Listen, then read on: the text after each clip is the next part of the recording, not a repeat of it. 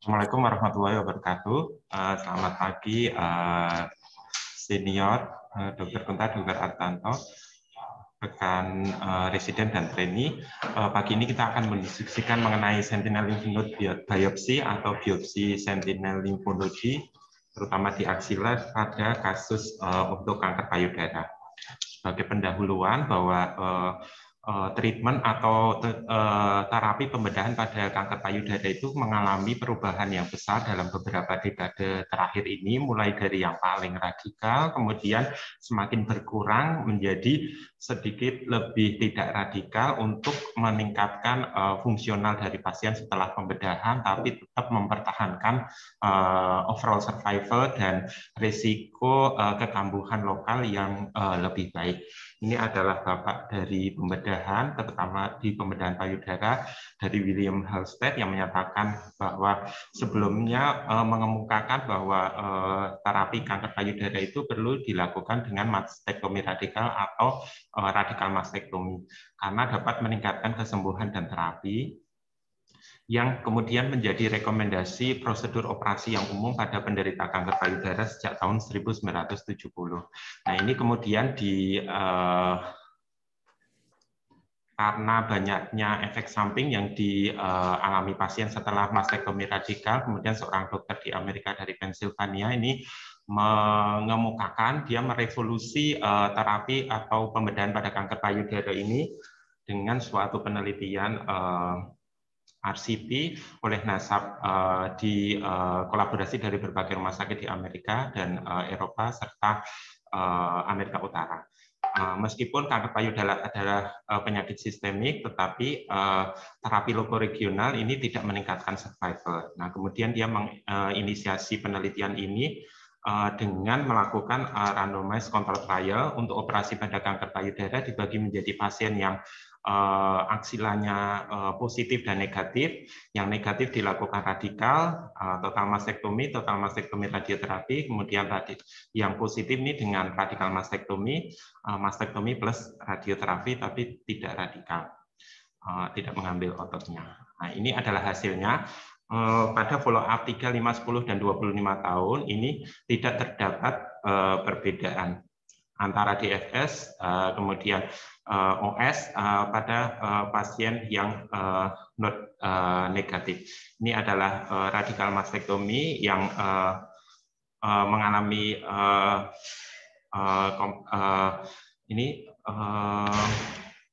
yang mengalami DFS pada 3, 5, 10, 25 tahun itu 9%, 13%, kemudian yang total mastektomi dan radioterapi itu 5%. Kemudian disimpulkan dari randomized control trial ini bahwa pembedahan yang radikal itu tidak memberikan pengaruh yang signifikan terhadap DFS maupun OS.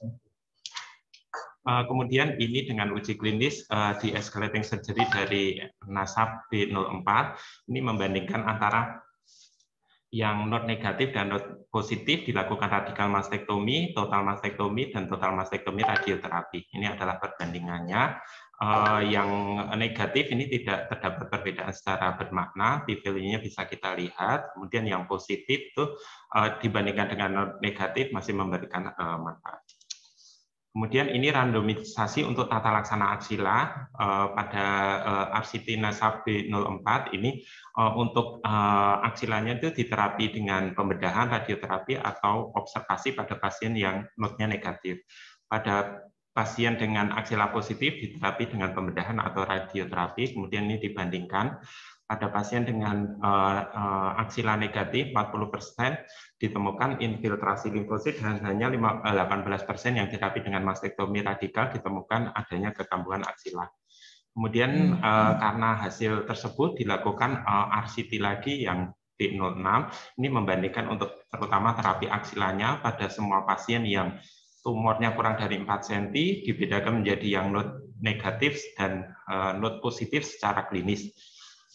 Kemudian di randomisasi dilakukan mastektomi dan diseksi aksila, lumpektomi diseksi aksila, dan lumpektomi diseksi aksila plus radioterapi. Ini syaratnya semua pasien yang hasilnya positif mendapatkan kemoterapi jenis ini. Kemudian dilakukan follow up, tidak terdapat perbedaan bermakna pada overall survival setelah 20 tahun. Sejak saat itu disimpulkan bahwa lumpektomi tanpa radiasi post operasi menyebabkan angka kekambuhan yang tinggi 39/14,3%. Kemudian BCS merupakan standar of care untuk pasien stadium 1 dan 2, artinya dilakukan BCS atau lumpektomi plus radioterapi itu sudah equal dengan dilakukan diseksi aksila. Kemudian dari studi nasab itu dapat disimpulkan bahwa pembedahan sebaiknya tidak harus selalu agresif, tergantung dari stadium pasien. Kalau ukuran tumornya kurang dari 4, stadium 1 dan 2 boleh dilakukan BCS plus radioterapi pada aksila. Radioterapi pada whole breast plus aksila. Kemudian kekambuhan aksila terjadi bila tidak ada terapi khusus di daerah aksila, artinya tidak dilakukan radioterapi post-operasi. Pasien dengan klinis aksila positif mempunyai luaran klinis yang sama antara mereka yang mendapatkan diseksi aksila dan radioterapi.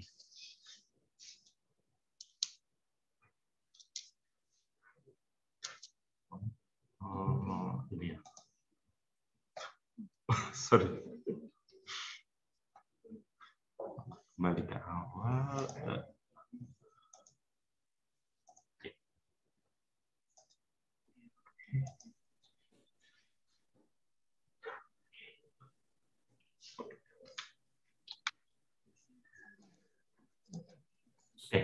Kemudian untuk diseksi setelah nasab 06 itu disimpulkan indikasi dari diseksi aksila adalah untuk meningkatkan kontrol regional, kemudian meningkatkan ini yang sebelumnya untuk meningkatkan kontrol regional artinya mencegah terjadinya kekambuhan lokoregional, meningkatkan overall survival, mendapatkan informasi perlu tidaknya terapi sistemik, mendapatkan informasi perlu tidaknya radioterapi, dan memberikan informasi mengenai prognosis. Tapi tujuan-tujuan ini kemudian dilakukan penelitian lanjut, apakah betul dilakukan seluruh pasien itu perlu dilakukan diseksi aksila.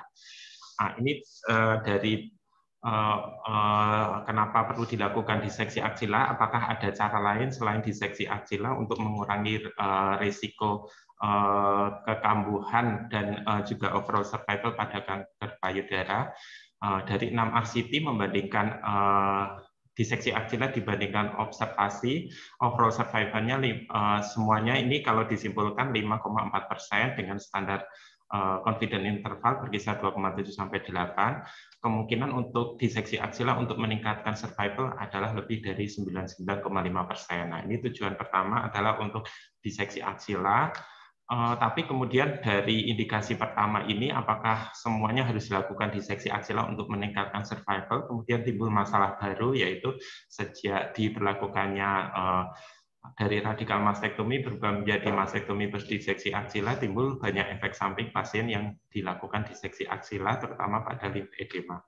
Nah, kemudian dilakukan lagi RCT dari nasab ini B32, ini dia merandomisasi operable breast cancer yang secara klinis aksilanya negatif, kemudian di stratifikasi umur, kemudian ukuran tumor dan tipe pembedahannya, ini dilakukan randomisasi, dilakukan sentinel node biopsi untuk dilakukan diseksi aksila bila hasil sentinelnya positif, kemudian sentinel node biopsi yang tidak dilakukan axillary dissection.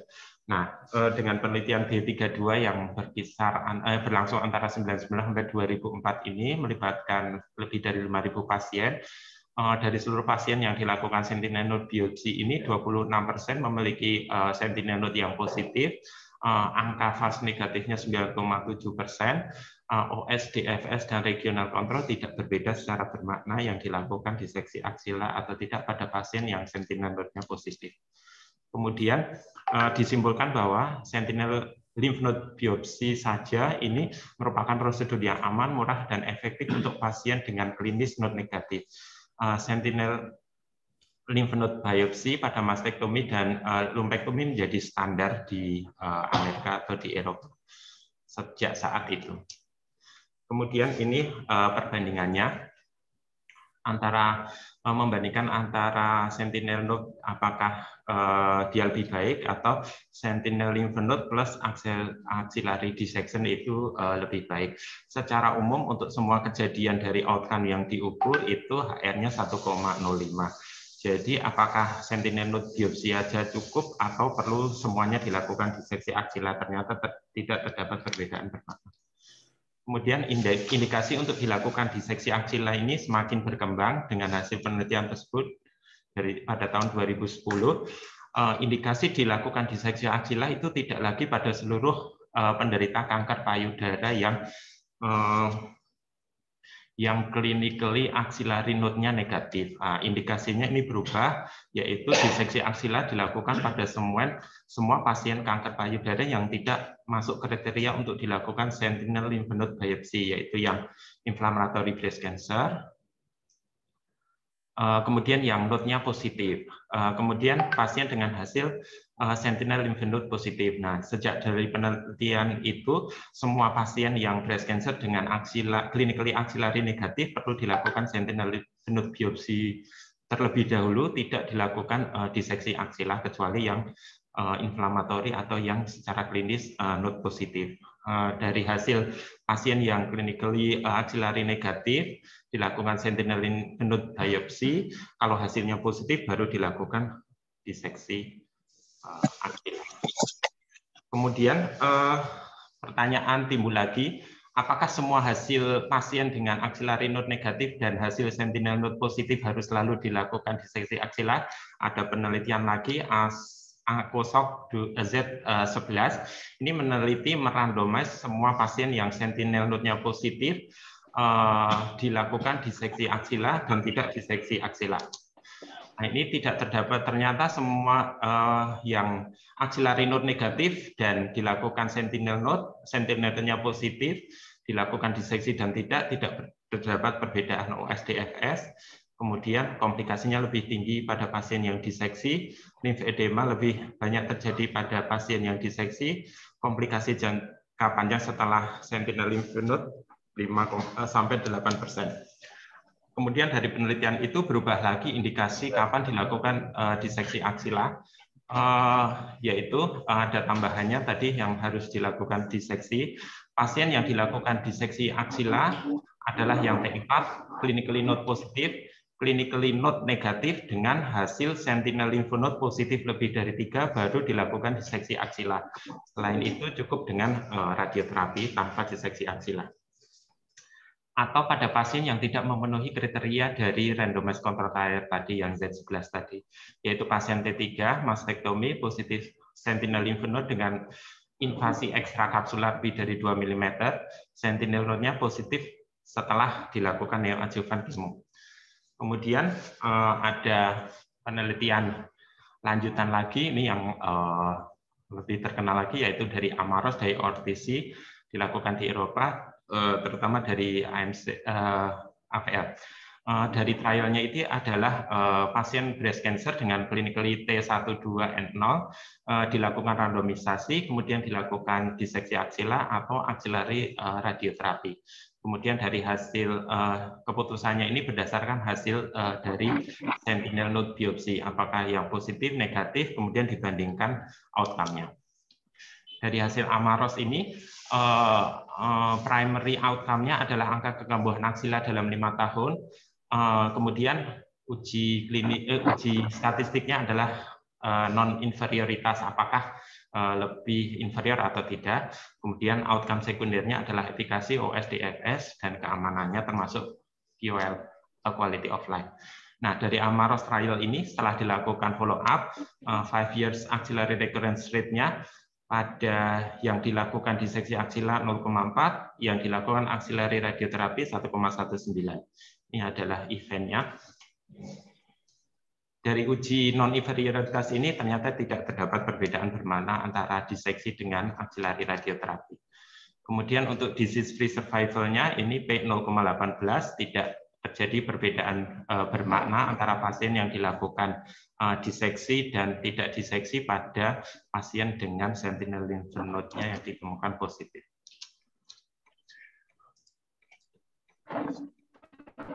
Kemudian dari OS-nya ini P0,34 juga tidak terjadi perbedaan bermakna, tapi dari komplikasinya limfedema ini lebih banyak terjadi pada pasien yang dilakukan diseksi aksila, lebih banyak lagi pada pasien yang dilakukan diseksi aksila plus radioterapi.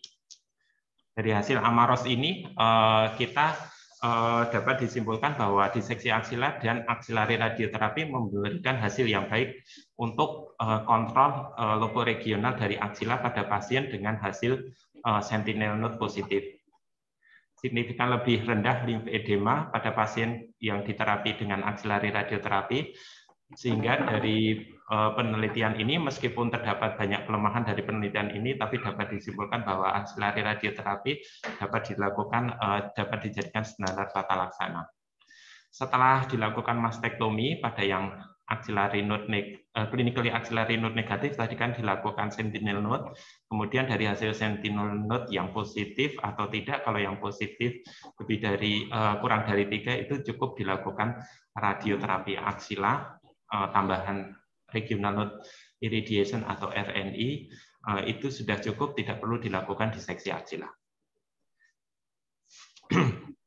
Pertanyaan muncul lagi, apabila kita menemukan pasien yang axillary clinically node positif setelah neoadjuvan kemoterapi, apakah kita perlu melakukan diseksi aksila atau tidak? Nah, ini indikasinya karena ini berubah lagi kapan yang harus dilakukan diseksi aksila. Tadi sudah T4 atau inflammatory breast cancer, clinically positif, pasien yang setelah dilakukan sentinel node-nya hasil positif, tetapi tidak memenuhi Z11 atau AMAROS, yaitu T3, mastektomi tanpa RNI atau PMRT, atau terdapat kontraindikasi, hasil sentinel node-nya lebih dari 3, pasien yang sentinel node positif setelah neoadjuvan kemoterapi, karena kita masih menunggu hasil lengkap dari RCT Alliance A11202 ini. Jadi, agak pelan-pelan Pak Lukman, jangan terlalu cepat. Jangan terlalu cepat. Oh, nggih, Prof. Jadi ini adalah indikasi dilakukan diseksi aksila setelah selesainya penelitian oleh AMAROS. Diseksi aksila dilakukan pada pasien yang pada pasien yang T4, yang clinically axillary node positif, kemudian pasien yang clinically axillary negatif, dilakukan rekomendasinya dilakukan sentinel node. Dari hasil sentinel node itu apabila positif lebih dari 3 atau kurang dari 3 tapi dengan invasi ekstrakapsuler lebih 2 mm perlu dilakukan diseksi aksila. Juga pada pasien yang hasil sentinel lymph node-nya positif, ukuran tumornya lebih dari 5 cm, kemudian pada pasien yang kontraindikasi dilakukan radioterapi, baik pada aksila maupun pada payudaranya, perlu dilakukan diseksi.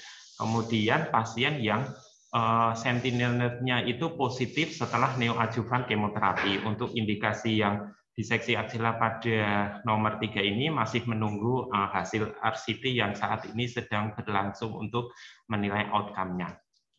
Nah, bagaimana atau gimana kita melakukan sentinel lymph node sendiri setelah tadi kita mengetahui fungsi penting dari sentinel lymph node dari berbagai penelitian yang dilakukan. Jadi sentinel lymph node kalau tadi disimpulkan itu perlu dilakukan pada semua penderita kanker payudara yang clinically axillary negatif.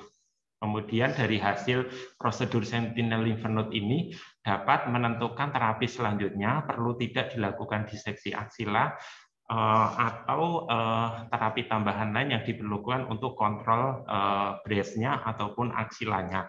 Apakah perlu diseksi aksila atau cukup radioterapi.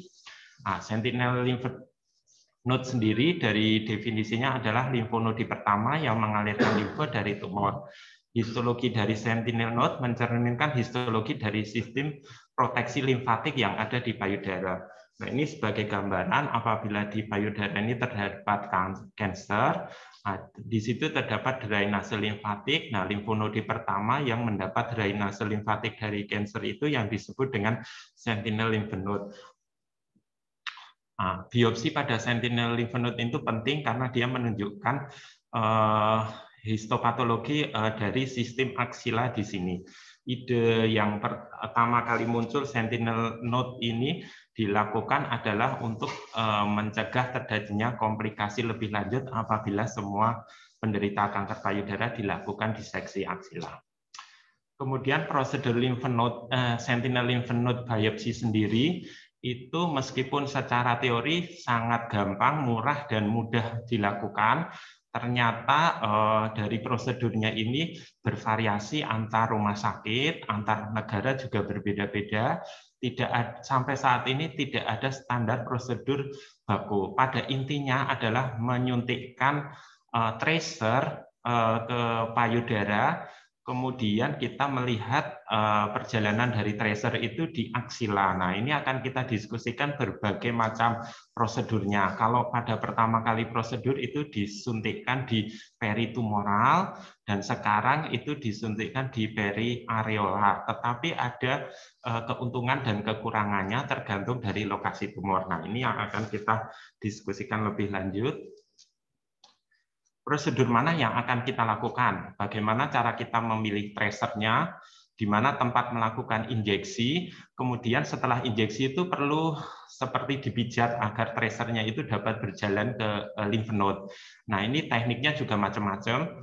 Kemudian kapan melakukan injeksi? Apakah hari yang sama saat dilakukan sentinel lymph node biopsi itu, atau sehari sebelumnya? Nanti juga akan kita diskusikan. Apakah perlu dilakukan limfoskintigrafi preoperasi? Sebenarnya tidak semua perlu dilakukan, tapi ada plus dan minusnya. Kemudian pertama dari jenis tracernya dulu. Dari tracernya dulu, yang banyak dilakukan adalah blue dye saja. Lymphnode sentinel akan sulit teridentifikasi bila sentinel pertama sudah diambil. Kayaknya ini aku ya. Apabila sentinel lymph node pertamanya ini sudah pernah diambil sebelumnya. Kemudian jadi pada penderita breast cancer ini kadang sudah melakukan prosedur sebelumnya atau tidak, jadi blue dye ini akan terhambat apabila sudah pernah melakukan prosedur sebelumnya. Blue dye ini sendiri ada beberapa macam. Ada isosulfan blue, ini yang pertama kali tradisional, tapi reaksi hipersensitivitasnya tinggi, pada 2% dari seluruh penderita payudara. Kemudian yang kedua, methylene blue, ini lebih baik, tidak ada reaksi alergi atau jarang sekali, tetapi bila dilakukan injeksi intradermal, ini bisa menyebabkan nekrosis, eritem, dan ulcerasi. Kemudian agen tracer yang kedua adalah isotop radionukleotida. Dengan teknik isotop radionukleotida ini juga bervariasi antar negara. Di Indonesia belum ada aturannya. Kalau di Cina itu dilarang, di Eropa itu menggunakan agen isotop radionukleotida dengan berbahan albumin. Kalau di Amerika yang koloid. Nah, ini macam-macamnya isotop yang digunakan. Sulfur koloid, albumin, atau dextran. Kemudian yang paling radionukleid yang paling sering digunakan adalah TC99M ini, TC99M, sulfur koloid di Amerika, kalau yang bercampur albumin itu di Eropa. Toksisitas yang dapat ditoleransi oleh surgeon atau dokter ahli bedah, ini ada guideline-nya dari Annal Surgical Oncology.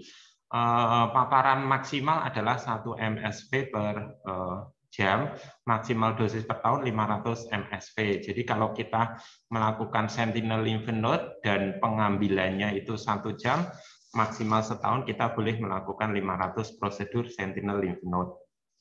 Misalnya seperti itu. Kalau prosedurnya memakan waktu 3 jam, ya 500 bagi 3, kalau 4 jam 500 bagi 4, maksimal per tahun. Oke. Ya. Kemudian teknik dari pemijatannya tadi dari dua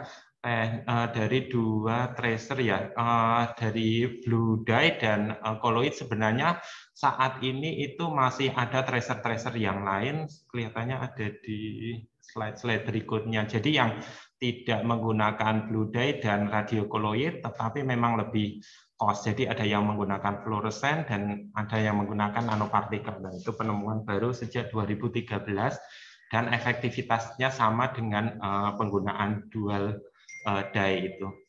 Dan bisa dilakukan di negara-negara yang melarang penggunaan radiolabel nukleotida. Kemudian yang teknik massa, jadi setelah disuntikkan itu perlu dilakukan pemijatan di payudara sehingga tracernya itu bisa mengalir melalui drainase limfatik ke aksila. Ini ada teknik resusitasi menggunakan manuver pulsatif seperti memijat dada saat RJP. Nah, ini cukup rigorus atau cukup keras untuk pasien. Ada teknik buffer menggunakan kedua tangan dengan telapak tangan dengan kuat saat seperti saat membuat roti. Sebenarnya ada gambarnya. Kemudian ada knit-like menggunakan rotasi sirkuler dengan 6 arah jarum jam. Tapi dari penelitian-penelitian itu tidak ada yang lebih baik dari ketiga teknik ini, boleh menggunakan salah satu dari ke atas karena yang membandingkan teknik pemijatan setelah penyuntikan dye ke payudara itu studinya masih sangat sedikit. Kemudian tempat injeksi, pada awalnya semuanya di peritumoral. Awal ditemukan prosedur dari lymph node biopsi, rasionalnya adalah jaringan payudara di sekitar tumor ini dapat menunjukkan drainase limfatik yang akurat.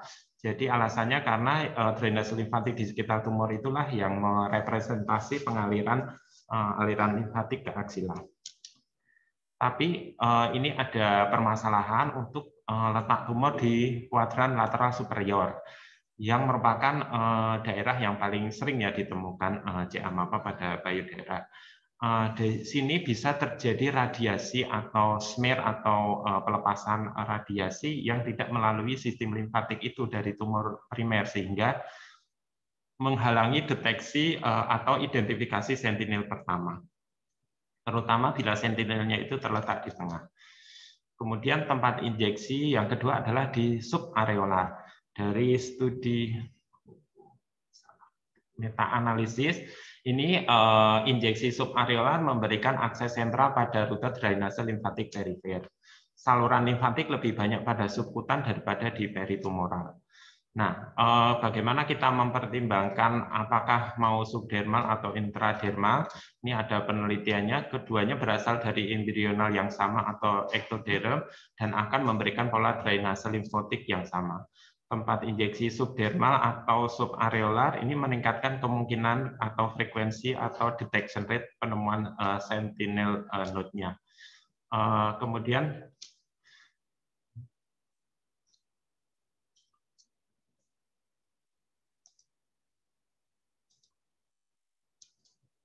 nah, ini penelitiannya oleh peneliti ini yang dipublikasikan 2001, sensitivitasnya sama, tetapi identification rate-nya itu lebih tinggi pada yang subdermal dibandingkan peritumoral. Kemudian kalau membandingkan intradermal dengan intramamari, ini sensitivitasnya sama, tapi identifikasi rate-nya itu lebih tinggi pada yang intradermal. Kemudian isotop itu lebih baik daripada peritumoral blue dye, rata-rata identifikasinya itu 97 dibandingkan 78. Kemudian waktu injeksinya, kalau blue dye itu 5-15 menit sebelum insisi kulit di aksila, kalau isotop itu bisa hari yang sama atau sehari sebelumnya.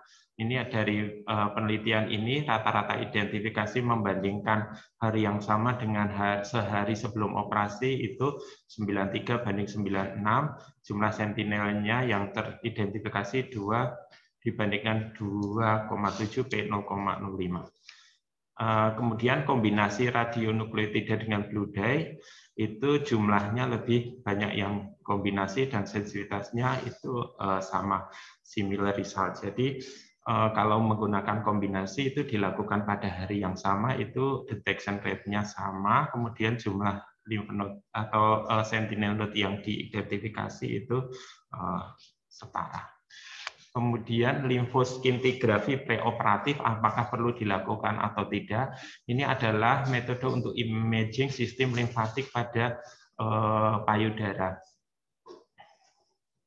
ada penelitian yang membandingkan limfonodi sentinel aksila dapat ditemukan pada 5 cm perimeter aksila dapat diidentifikasi dengan probe gamma. Jadi dari penelitian ini limfoskin 3V preoperatif ini tidak perlu dilakukan secara rutin.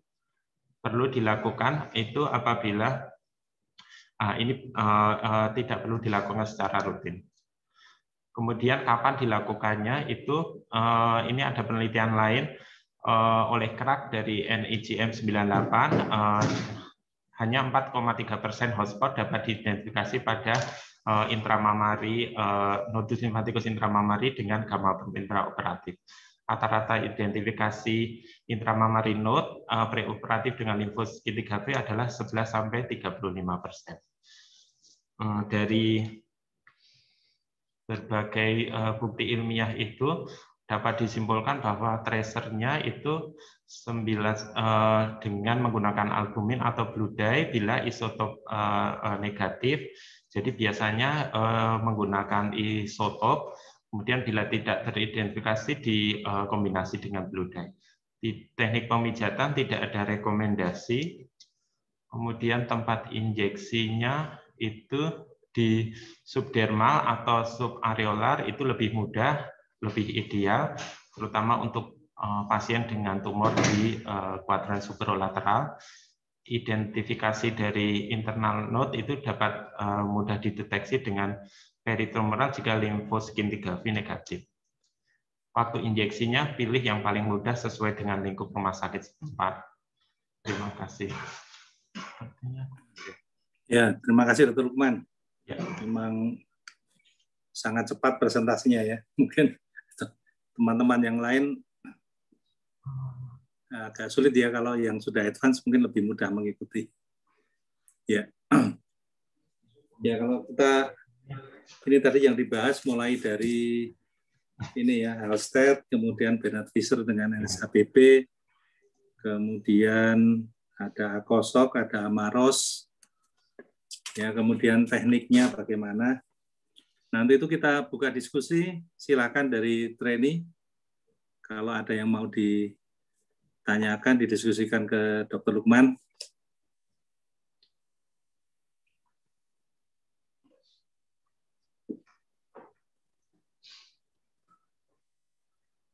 Tidak ada. Kalau tidak ada, dari konsulen, silakan.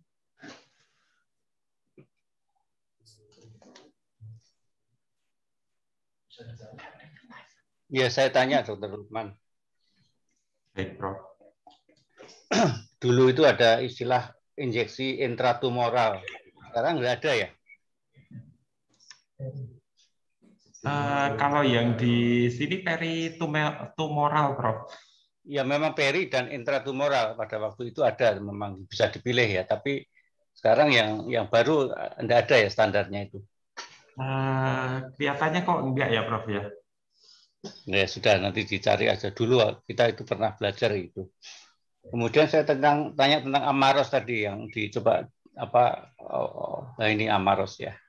Jadi ini gimana maksudnya?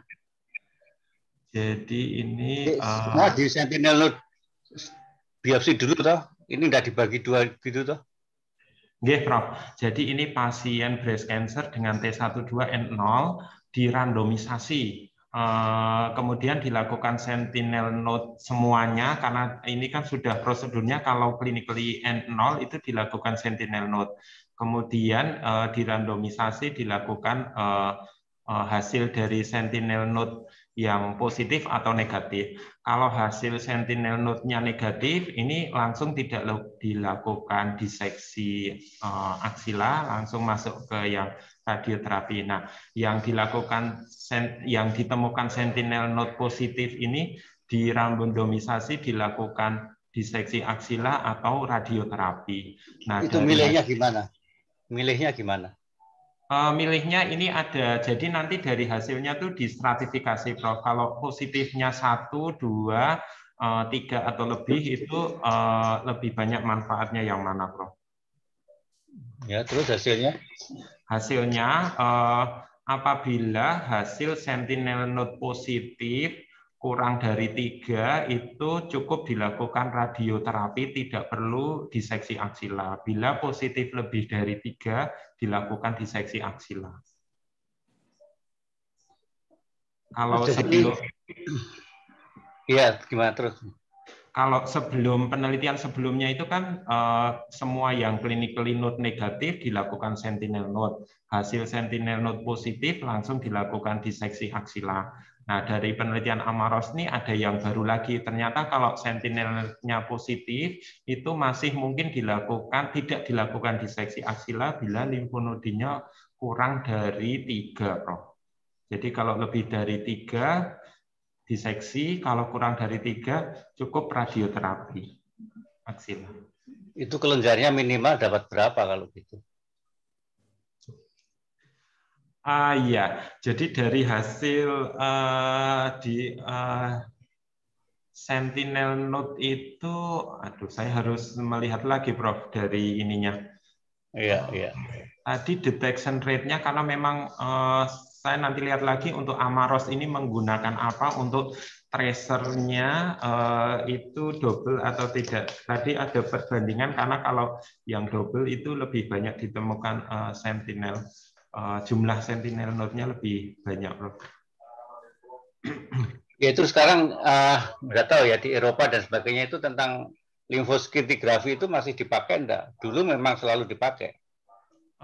Kalau dari di Belgia itu tidak, Prof. Jadi memang disuruh untuk disesuaikan dengan keadaan rumah sakit setempat, tapi yang wajib itu kalau tumornya tadi yang di kuadran lateral atas perlu dilakukan. Tapi kalau selain itu tidak, karena deteksinya sama. Oh ya.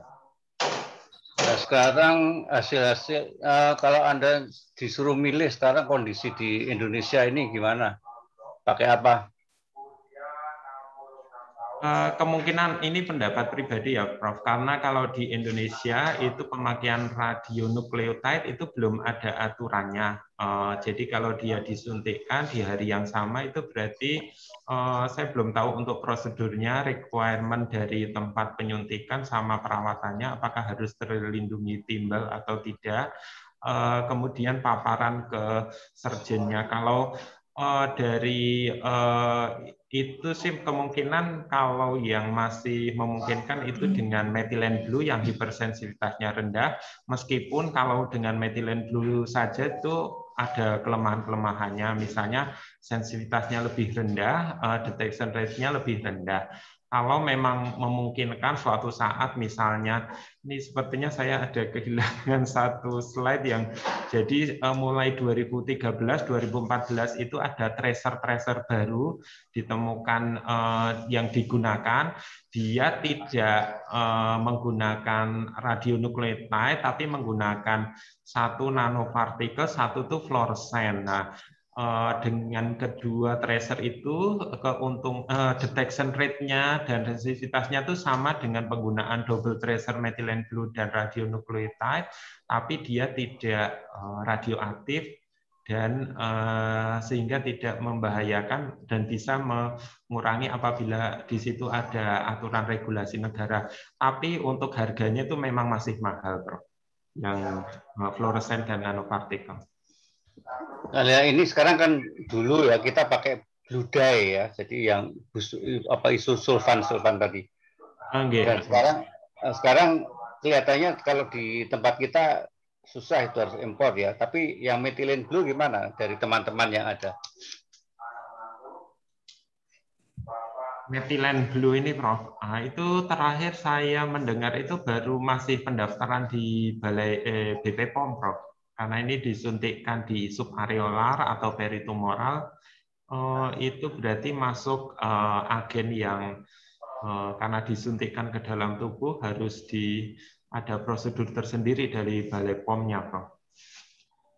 Tapi itu di Darmais sama di Medan itu sudah maju, itu gimana itu? Ya, kalau di yang saya ini di Darmais, di Rumah Sakit Mayapada Jakarta itu menggunakan methylene blue ini, Prof. Itu methylene blue biasa atau atau gimana? Atau khusus pembuatannya atau gimana?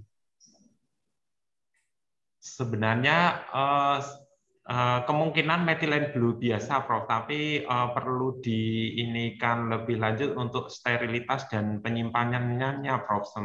Karena ini kan disuntikan. Jadi yang penting seperti itu. Nah, kemungkinan dari BP POM itu cuma memastikan bahwa itu adalah steril, tidak ada unsur bakteri, virus, dan lain-lain karena dimasukkan ke dalam tubuh. Kemudian ya sebaiknya kalau disuntikkan harus single use seperti dalam vial gitu, Prof. Tidak digunakan bersama-sama. Sudah ada di dalam file gitu? Sudah ada atau belum? Itu saya belum tahu, Prof. Yang iya. diminta mereka seperti itu, harus dibagi satu pasien satu, kemudian terjaga sterilitasnya, ada penyeterilan sebelumnya, kemudian ada expirednya gitu, Prof. Iya. Kalau dari aturannya. Sebenarnya ya memungkinkan, tapi saya belum tahu lebih lanjut tentang ininya, Prof. Kemudian untuk pemeriksaannya itu apa, Sentinel tadi itu di ada negara-negara yang melakukan frozen section ya. Ada yang tidak, artinya kalau ditunggu hasil histopatologinya. Nah, menurut Anda bagaimana itu sebaiknya? Sebaiknya, Prof, kalau dari hasil Amaros itu memang dilakukan frozen section dari sentinel lymph node yang teridentifikasi itu, karena itu menentukan dari jumlahnya juga ada tidaknya extracapsular invasion. Kalau misalnya jumlahnya lebih dari 3 positif, dilakukan diseksi, atau jumlah berapapun bila ada extracapsular invasion dilakukan diseksi, bila tidak cukup sentinel lymph node, nanti pasiennya direkomendasikan untuk radioterapi, Prof.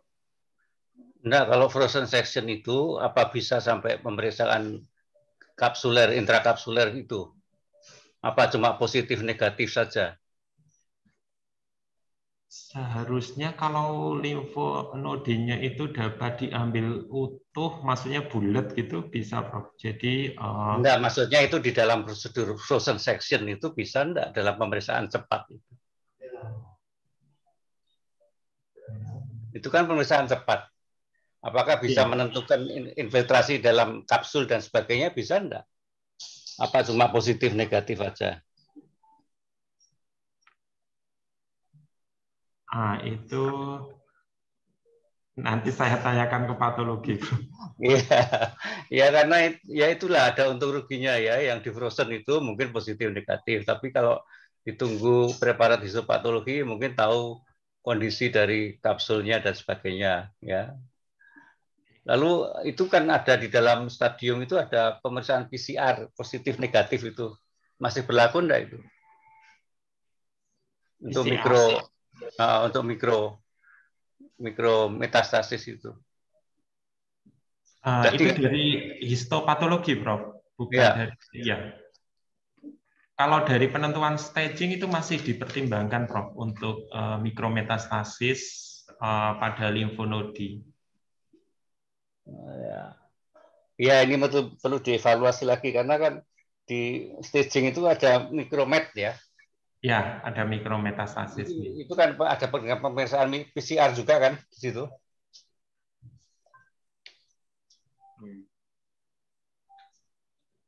PCR complete response maksudnya.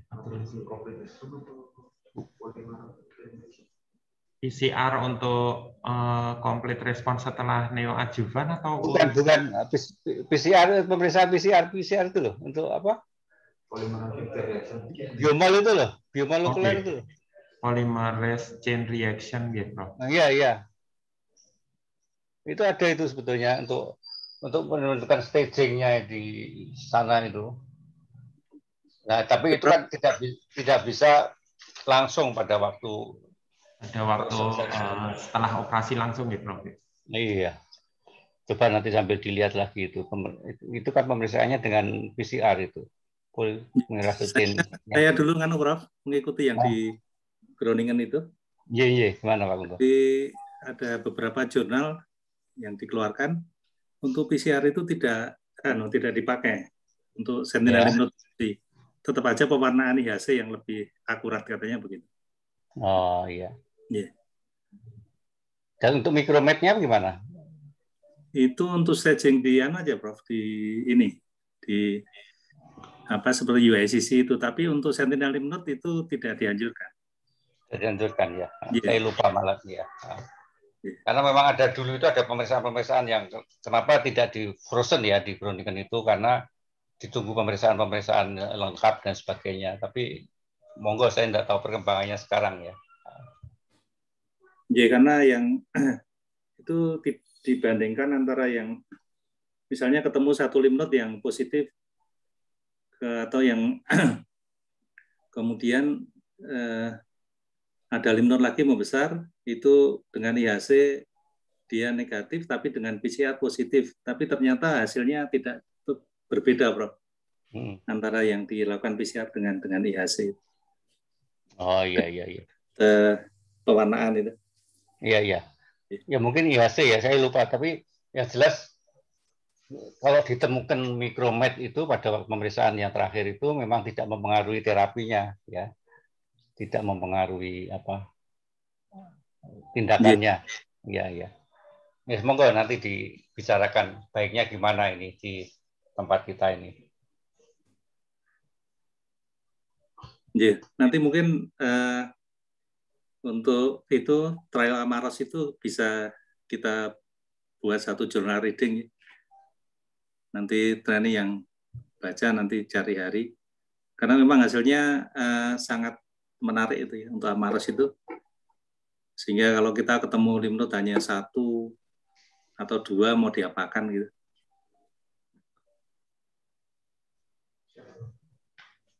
Baik, Dok. Iya. Itu pertanyaan untuk Dokter Lukman lagi ya. Itu dulu kalau N0 ya non palpable node-nya, kemudian ada pemeriksaan dengan USG dan sebagainya. USG dan di FNAB guided. Gimana itu? Kalau yang dimaksudkan dengan di sini clinically axillary staging itu termasuk USG dan AJH itu, Prof. Jadi kalau misalnya dalam pemeriksaan awal secara klinis sudah teraba, itu akan dilakukan USG dan AJH, hasilnya dikonfirmasi positif dan negatif. Semua hasil dari pemeriksaan fisik, USG dan AJH itu masuk dalam kategori klinikal. Kalau misalnya dari hasil USG AJH-nya itu ada yang positif, dimasukkan clinically not positif, kalau negatif negatif. Nah, maksud saya kalau N0 itu perlu di USG dulu enggak? Dilihat di FNAB. Jadi tidak teraba, kalau tidak teraba, clinically tidak teraba. Perlu, Prof. Jadi untuk pemeriksaan awal itu perlu USG juga. Jadi nanti dari USG itu dari dari pemeriksaan fisik kan tidak teraba, perlu dikonfirmasi dengan USG di limfonodinya itu ada atau tidak limfonodi yang membesar. Kalau tidak ada berarti tidak dilakukan AJH, bila ada dilakukan AJH guided, Prof. Ya. Kalau sudah positif gitu enggak usah di sentinel ya berarti. Kalau dari kategorinya tidak, Prof. Karena kalau sudah clinically positif itu langsung masuk. Clinically plus FNAB positif maksudnya. Langsung masuk ke kriteria clinically not positif untuk diseksi aksila. Jadi tidak usah dianu lagi, tidak usah di sentinel lagi ya kalau kalau positif. Prof. Ya, itu aja. Terima kasih, Prof. Nah, mungkin diskusinya sudah panjang. Oke. Masih ada lagi yang mau disampaikan? Atau didiskusikan? Maaf, Dr. Gunta. Monggo. Nyen sewu, tadi ada pertanyaan dari Prof. Teguh yang mengenai methylene blue yang ada di Jakarta. Memang itu kemasannya sudah dalam bentuk ampel. Ampel ya, Dok? Iya, ampel. Dan itu sudah steril. Ya, nambahkan itu aja. Dan saya dulu pernah ikut di sana juga, tapi injeksinya peritomoral waktu itu. Peritomoral ya, Dok ya. Ya, Kalau misalnya itu masuk di Jogja gimana dok? Masih perlu ini dengan KSM dan manajemen ya dok ya? kalau kalau itu sekarang Madeline dulunya kemarin kan dimintakan persetujuan dengan Prof. Maaf yang situ itu dari Iwan, Parmakulum itu. ya Prof Iwan Dari gitu. Prof. Iwan waktu itu kan minta persetujuan tapi ternyata belum ada apa ya istilahnya persetujuan. Kemudian di Jakarta tuh masih tetap jalan ada sebetulnya. Waktu itu saya sempat telepon Dokter Bayu, ya nek kowe misalkan butuh ya tak kirim gitu. Cuman itu di sini belum apakah itu bisa dipakai apa enggak gitu, bisa dilakukan apa enggak. Tapi kalau misalkan itu bisa, lebih setuju untuk dilakukan meskipun itu tidak di Sarjito. Kalau di Sarjito kan kasusnya udah advance Advance semua. ya dok. Ya, memang untuk kalau di Sarjito kebanyakan kan stadium 3 ke atas nih dok. Jadi Yeah. kebutuhannya cukup kecil. Satu lagi. Yeah. Iya dok, kalau itu memang dulu itu banyak penelitian yang dilaporkan dari Indonesia itu memang dari peritumoral. Saya lihat ada publikasi yang baru dari Medical Journal of Indonesia, beberapa dari Jakarta itu dari metodenya saya baca sekarang menggunakan subareolar injection dok untuk methylene blue Oh, ini. Dilaporkan iya, dari Cipto kalau nggak salah, tapi yang dari Darmais nanti saya lihat lagi dok. iya, iya, iya, matur Kalau nuwun dari tambah itu. subareolar nggak terlalu jauh ya. Kalau tumornya agak jauh dari areola. Iya, itu memang ini Prof. Saya cuma baca di itu, jadi beberapa itu memang seperti itu, ada subareolar, subdermal itu, karena dia alasannya tadi seperti yang di sini dia lebih merepresentasikan untuk detection rate-nya itu lebih tinggi. Saya lihat lagi ya, tempat injeksi. Hiperitumoral tempat injeksi ini yang subareolar ini ada meta analisisnya itu akses sentral, jadi dia ditemukan tidak hanya di ini tapi bisa di intramamary lymph node. Kemudian saluran limfatik lebih banyak pada subkutan daripada peritumoral. Ini alasan-alasannya yang didukung oleh meta analisis. Iya. Nggih, monggo sampun. Yeah. Terima kasih Prof. Dr. Warjo. Kalau sudah tidak ada lagi, pertemuan hari ini kita akhiri. Ya mungkin sebelumnya saya Pak Gunto mungkin karena Dokter Lukman kan staf ya, calon staf itu mungkin bisa dititipi nanti kalau ini belajar yang untuk melaksanakan ini ya. Oh, nggih, Prof. Nggih. Iya, iya. Ya, baik Prof. Jadi intinya mengembangkan sentinel lymph node biopsi di tempat kita gitu ya Dr. Lukman. Nggih, Dok. Ya, di Jogja ya, Dok ya. Iya, di Jogja.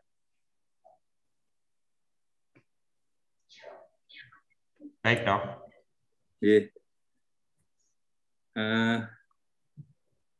Untuk berikutnya, bentar. Saya stop share nih, Dok. Lanjut Iya. yang rapat.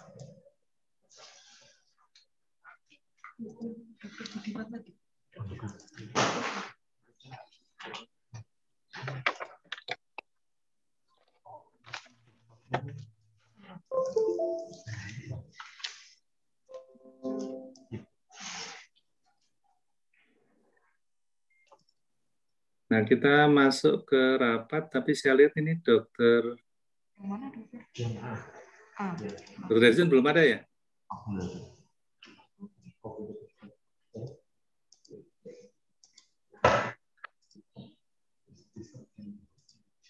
Iya, enggak saya share dong.